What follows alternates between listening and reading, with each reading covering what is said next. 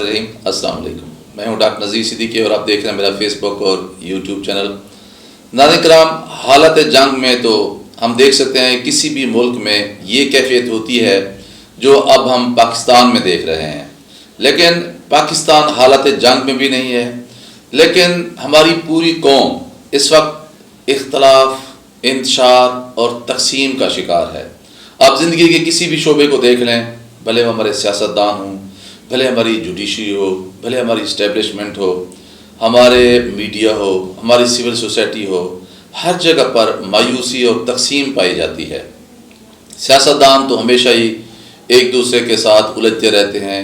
ایک دوسرے کے خلاف بیان بازی جاری رکھتے ہیں، اور ان کی جو بقا ہوتی ہے وہ اسی میں مضمر ہوتی ہے، اسی میں پوشیدہ ہوتی ہے کہ وہ ایک دوسرے کے خلاف الزامات کا سلسلہ جاری رکھتے ہیں. لیکن اس وقت صورتحال بدقسمتی سے یہ ہے کہ وہ حلقے بھی، وہ مختلف حلقے بھی جو ہمیشہ سے فیصلہ سازی اپنے ہاتھ میں لیے ہوتے ہیں اور پاکستان کے بڑے بڑے فیصلہ کرتے ہیں،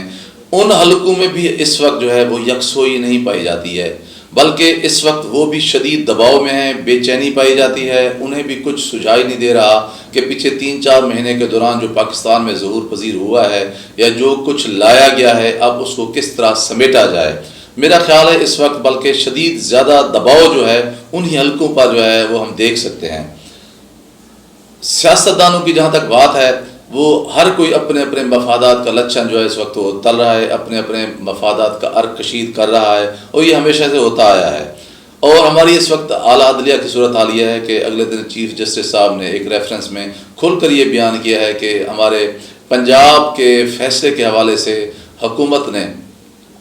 جوڈیشری کی وہ آگے 5 جو جج جو پروموٹ کرنے تھے یا ان کی پوسٹنگ کرنی تھی، ہماری بات نہیں مانی. اور پھر چیف جسٹس صاحب کے اس سٹیٹمنٹ کے رد عمل میں عدلیہ کے اندر سے ہی کچھ آوازیں اٹھی ہیں یا اٹھائی گئی ہیں. اس کا مطلب ہے کہ بھئی ہماری جو ایپیکس کورٹس ہیں وہاں بھی اس وقت جو ہے یکسوئی نہیں پائی جاتی. تو اب ہم بتائیں کہ بھی یہ ملک کدھر جا رہا ہے، اور اس وقت جو سیلاب کی جو صورتحال ہے اور جو اس وقت سندھ ڈوبا ہوا ہے اور پانی اتر رہا ہے، لیکن بیماریاں بڑھ رہی ہیں، لوگوں کے پاس کھانے پینے کے لیے کچھ نہیں ہے، ادویات نہیں ہیں. اس وقت پاکستان جیسے ملک میں جو ایک زرعی ملک ہے، وہاں گندم نہیں ہے، آٹا نہیں ہے، اور اس وقت گندم کی آٹے کا ایک جو کلو ہے وہ 130-140 روپے میں کوئٹہ میں یا اندرون سندھ میں یا کراچی میں فروخت ہو رہا ہے. اور 4,000 روپے من گندم سندھ نے کر دی ہے، اور 3,000 روپے من جو ہے نا وہ پنجاب میں کر دی ہے. وہ تو اگلے سال جا کے ملیں گی. اور اس اعلان کے بعد اب جو ہے آٹا وہ غریب کی پہنچ سے ویسے ہی دور جا چکا ہے. اور پھر اس وقت پاکستان جیسے ملک میں پیراسٹامول کی گولیاں بھی نہیں مل رہی. کہیں سے کوئی ہمیں سر پاؤں جو ہے نا نظر نہیں آ رہا کسی ملک کی پالیسی کے حوالے سے. اور ایک عجیب سی بے چینی اور بے یقینی کسی کیفیت ہے. اور اگر دیکھا جائے تو یقین جانیے کہ کوئی بھی ایسا ادارہ باقی نہیں بچا ہوا جس کی کوئی قدر و منزلت قوم کے سامنے بچ گئی ہو. روز ہم سنتے ہیں کہ مختلف اداروں کی مختلف سیاسی جماعتوں کے ساتھ بات چیت چل رہی ہے، میٹنگز ہو رہی ہیں، اور پی ٹی آئی اور اسٹیبلشمنٹ کے درمیان رابطے ہیں. اور پھر یہ ہے کہ موجودہ حکومت اور اسٹیبلشمنٹ کے درمیان معاملات چل رہے ہیں، الیکشن پر بات چیت ہو رہی ہے، اور آگے آرمی چیف کو جو موجودہ ہیں ان کے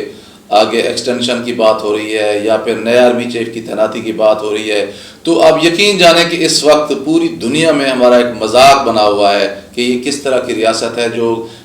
جو مسلمانوں کے ایک بہت بڑا ملک بھی ہے، اور جو ایک ایٹمی ملک بھی ہے، ایٹمی اثاثے رکھنے والا ملک ہے. اور یہ وہی پاکستان ہے جس نے